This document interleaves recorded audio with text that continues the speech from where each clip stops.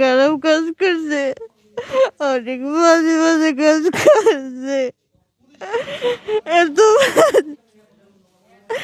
আজকে আমার শেষ এক্সাম, আজকে এক্সামে সবাই মিললাম রেস্টুরেন্টে গিয়ে একটু মজা মজা করতে লেট হয়ে গেছে। পরে সজীবে ও আমার ফ্রেন্ড ওকে কি রাতে যদি একলা যাবি কিভাবে তোকে বাসাম বাসা একসাথেই যাওয়া যায়, তোর আমি নামাই দিব মানে। পরে আমরা গাড়ি পাই না, গাড়িটা আসতেছি। পরে একটা লোক বলে তোমরা এখানে দাঁড়াও, পরেও দাঁড়াইছে, তোমরা কই যাইতেছো। পরে আমরা সব কিছু ভাইঙ্গে কইছি। পরে ওর কথা 10 মিনিট রাস্তায় আমার টাইম দিয়ে একটা জঙ্গলের ভিতরে লেগে গেছে। কতগুলো লোক দেখছিল, তাও কিছু বলে না। আমাদের কিসের সমাজ, এটা কিসের সমাজ বলে।